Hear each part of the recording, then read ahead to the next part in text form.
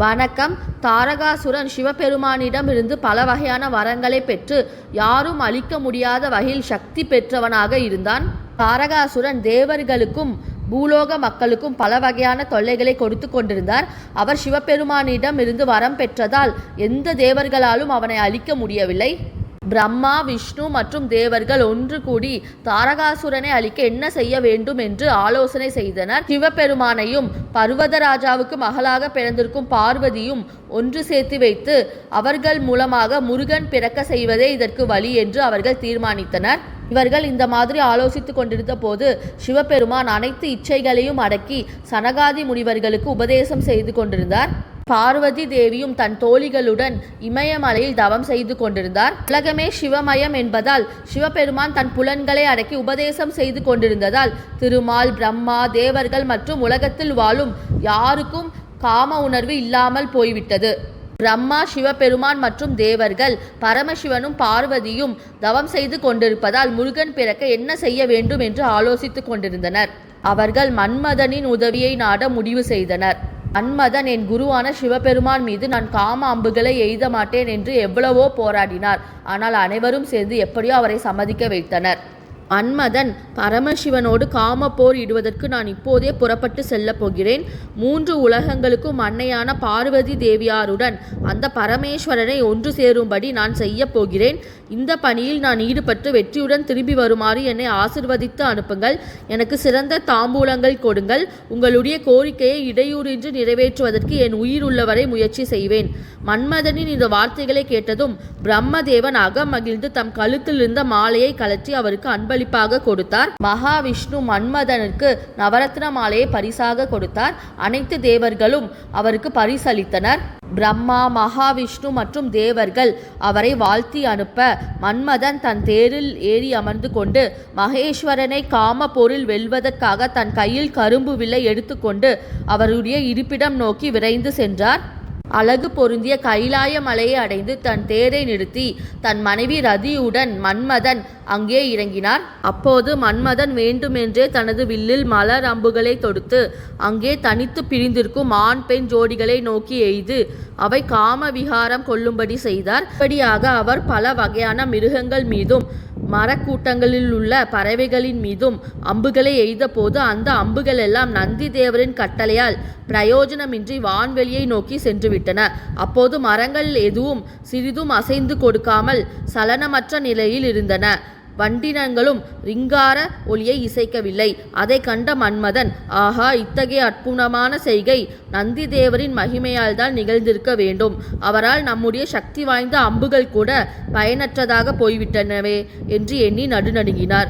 அவர் உடனே நந்திகேசவரிடம் விரைந்து சென்று, நந்தி தேவரே, திருமால் முதலான தேவர்கள் அனைவரும் கொடிய அசுரரான சூரபத்மனுக்கு அஞ்சி நடுங்கி உலக தந்தையான பரமேஸ்வரனை வணங்கி வழிபட்டார்கள். தன்னை அண்டி வணங்கி தொழுகிற பக்தர்களின் துக்கங்களை போக்குவதில் வல்லவராகிய சிவபெருமான் அத்தேவர்களின் முன்னிலையில் காட்சியளித்து, தேவர்களே, நீங்கள் அஞ்சி நடுங்கும் அந்த சூரபத்மன் நீண்ட காலம் ஒருமைப்பட்ட மனதோடு இங்கே என்னை குறித்து பேரன்போடு கடுந்தவம் செய்தார்.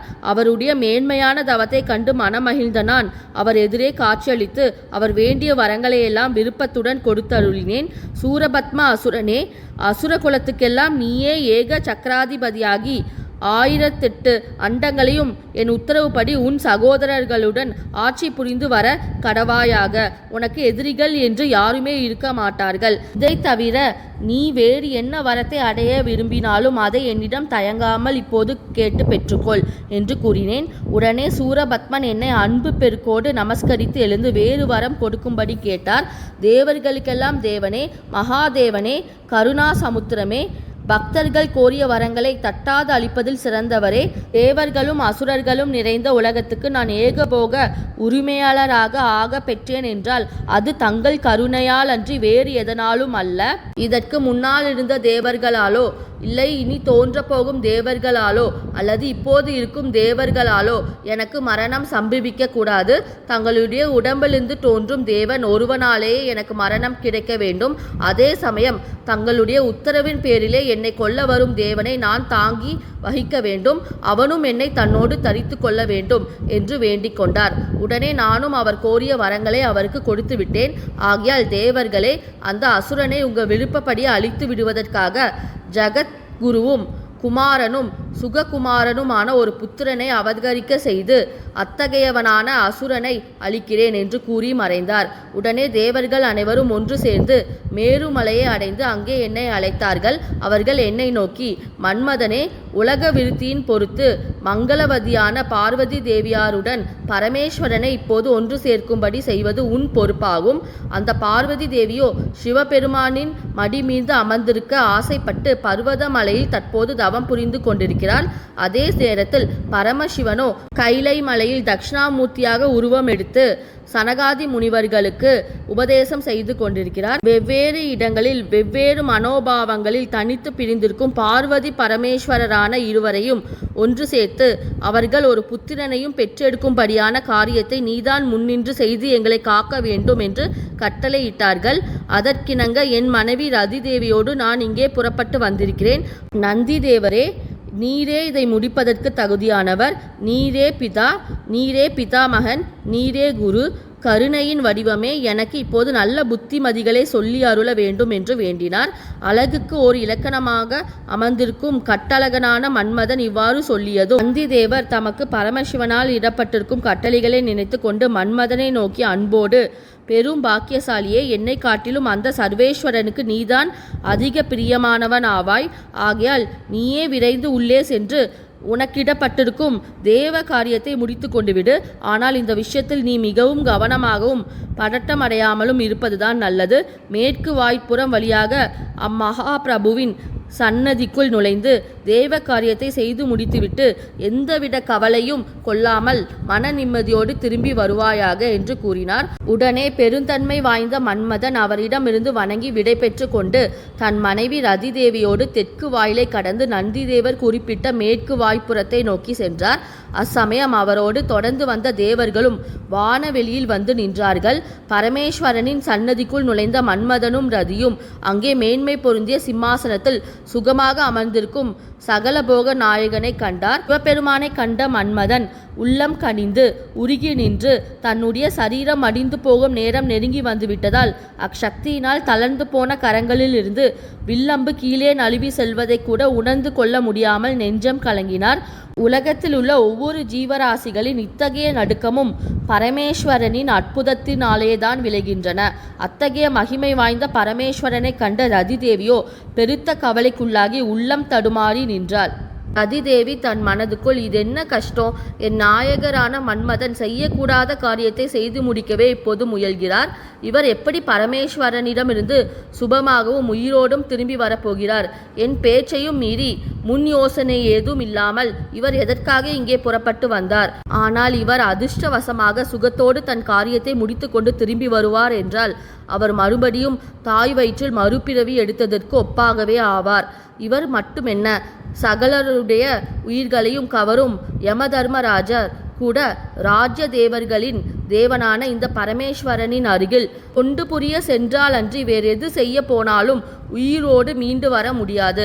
அவருடைய நிலைமையே அப்படி என்றால் மற்றவர்களை பற்றி கேட்கவா வேண்டும் என்று நினைத்து வருந்தினாள். மன்மதனும் தனக்கு ஏற்பட்டிருந்த மதிமயக்கத்திலிருந்து தெளிவு பெற்று நடுங்கும் கரங்களில் மீண்டும் வில்லம்புகளை எடுத்து அருகில் காணப்பட்ட தேவ புன்னை மர கூட்டங்களுக்கிடையே மறைவாக நின்று கொண்டார். பிறகு அவர் நடுங்கியபடியே வில்லில் நாணேற்றி தவ யோகிகளுக்கும் எட்டாதவரான சிவபெருமானை குறிப்பார்த்து அம்பு எய்தும் இந்த மோசமான காரியத்தை செய்யும்படியாக தேவர்கள் எதற்காக என்னை ஏவினார்கள் என்று மனதுக்குள் எண்ணி வருந்தியபடியே ஆறா துயரம் அடைந்தார். அப்போது அவருடைய இடது கண்ணும் கையும் அளவு கடந்த பயமிகுதினால் நடுங்கி துடித்துடித்தன. என்ன கஷ்டம்! திரிபுர சம்ஹாரம் செய்தவரோடு இப்போது நான் காம போர் தொடுப்பதால் எனக்கு எப்படி நலம் உண்டாகும்? அது இருக்கட்டும், நான் இப்போது உயிருடன் பிழைப்பேனா அல்லது உயிர் துறக்கப் போகிறேனா? ஆனால் அதிர்ஷ்டவசமாக கண்களுக்கு ஆனந்தமூட்டும் ஆண்டவரை பார்க்கும் பாக்கியத்தையாவது பெற்றேனே, அதுவரையிலும் நான் மகா புண்ணியசாலிதான் என்று மன்மதன் எண்ணமிட்டு விட்டு மந்திரத்தை ஜபிக்கலானார். அப்போது வான வீதியில் இருந்த மகாவிஷ்ணு முதலான தேவர்கள் அனைவரும் காமத்துக்கு நலம் உண்டாகட்டும், காமத்துக்கு மங்களம் உண்டாகட்டும் என்று மனப்பூர்வமாக வேண்டிக் கொண்டார்கள். அப்போது ஒரு விந்தையான சம்பவம் நிகழ்ந்தது. மன்மதன் தேவ புன்னை மரக்கூட்டத்தில் மறைந்து நின்று வில்லில் நாணை தொடுத்து சர்வேஸ்வரரை நோக்கி குறிப்பாத்து அம்பு எய்யும் நிலையில் தயாராக இருக்கும்போது சர்வத்திலும் வியாய்த்திருப்பவரும் சர்வேஸ்வரரும் ஆகிய மகாதேவருடைய நெற்றிக் கண்ணின் நுனியிலிருந்து அணுவாயுள்ள ஒரு தீப்பொறி ஜுவாலையோடு தோன்றி மன்மதனை நோக்கி பாய்ந்து அவரை சுட்டெரித்து குங்குலி பொடிகளின் குவளையைப் போல் சாம்பலாக்கி விட்டது.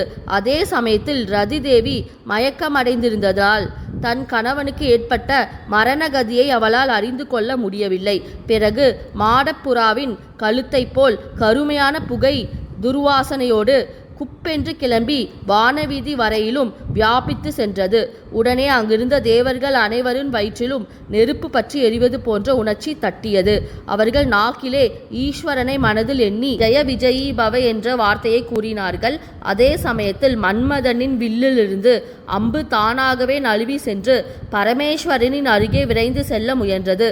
ஆனால் ஈஸ்வரனுடைய சுங்காரத்தினால் அவரை அணுக முடியாமல் வலுவிழந்து போய் திரும்பி ஒரு நொடி பொழுதுக்குள் இமயசாரலில் தவம் புரிந்து கொண்டிருந்த பர்வதராஜரின் புத்திரியான பார்வதி தேவியிடம் சென்று பாய்ந்தது. மன்மதனுடைய உடலும் எரிந்து சாம்பலாகி விட்டிருந்த போதிலும் அவரால் பார்வதி பரமேஸ்வரன் இருவருக்கும் விடப்பட்ட அந்த மோக அம்பு பரமேஸ்வரனை விட்டு பிரிய முடியாத பார்வதியின் உள்ளத்தில் வன்மையாக தாக்கி அவளை மோக நிலைக்கு தூண்டிவிட்டது. ஆனால் இவற்றில் ஒன்றையும் தெரிந்து கொள்ளாதவர் போன்ற பாவனையில் பரமேஸ்வரர் சனகாதி முனிவர்களுக்கு ஆத்மஸ்வரூபத்தை விளக்கும் சின்முத்திரையின் மூலம் உபதேசித்தபடி முன்போலவே மௌனமாக அமர்ந்திருந்தார். பிறகு விஷ்ணு, இந்திரன் முதலான தேவர்கள் அனைவரும் வானவெளியிலிருந்து கைலாச மலையின் உச்சியில் வந்து இறங்கினார்கள். அனைத்தையும் உண்டாக்கியவரும் சகலத்தையும் உணர்ந்தவரும் அனைத்துக்கும் காரண கர்த்தாவும் மன்மதனை எரித்தவருமான சிவபெருமானே, உங்களுக்கு நமஸ்காரம். தங்களுடைய பிரசாதம் எங்களுக்கு என்றும் கிடைத்து வர வேண்டும் என்று தேவர்கள் பலவாறாகவும் வணங்கி துதித்தார்கள். அப்போது அந்தப்புறத்தில் இருந்த சிவபெருமான் தமக்கு அருகில் வந்து நின்ற நந்தி தேவரை நோக்கி, நந்திகேசவரா, இது என்ன கூச்சல்? இப்படி கூச்சல் போடுபவர்கள் யார்? எதற்காக இப்படி கூச்சல் போடுகிறார்கள் என்று வினாவினார். நந்தி தேவர் சிவபெருமானை சிரம் தாழ்த்தி வணங்கிவிட்டு, பகவானே, விஷ்ணு, பிரம்மா, இந்திரன் முதலான தேவர்கள் அனைவரும் கொடிய அசுரர்களால் துன்பத்துக்கு ஆளாகி அண்டினவர்களை ஆதரிக்கும் மகாபிரபுவான தங்களை நாடி தஞ்சமடைந்திருக்கிறார்கள். உலகத்துக்கு தலைவரான தங்களை தரிசனம் செய்ய விரும்பி நீண்ட காலமாக அவர்கள் வணங்கி நிற்கிறார்கள் என்று கூறினார். அவர்களை உள்ளே வர அனுமதித்து விடு என்று பரமேஸ்வரர் கூறினார். நந்தி தேவர் விரைந்து வெளியே சென்று அங்கு நின்ற தேவர்களை ஈஸ்வரனின் முன்னிலையில் அதிவிரைவில் அழைத்து வந்து விட்டார். உடனே விஷ்ணு முதலான தேவர்கள் அனைவரும் சொல்ல முடியாத அளவு ஆனந்தத்தை அடைந்து உலக நாயகரான பரமேஸ்வரனை மீண்டும் நமஸ்கரித்தார்கள். இந்த சேனல் பிடிச்சிருந்தா லைக் பண்ணுங்கள், ஷேர் பண்ணுங்கள், சப்ஸ்கிரைப் பண்ணுங்கள். நீங்கள் இந்த சேனல் சப்ஸ்கிரைப் பண்ணி ஸ்க்ரீனில் வர வீங்கிற ஐக்கானை கிளிக் பண்ணுங்கள். அடுத்து என்ன நடந்தது என்பதை பற்றி அடுத்த வீடியோவில் பார்ப்போம். ஒவ்வொரு வாரமும் சனிக்கிழமை முருகர் கதையான கந்தபுராண கதை நம் சேனலில் போடப்படும். அனைவரும் பார்க்கும்படி கேட்டுக்கொள்கிறேன். நன்றி.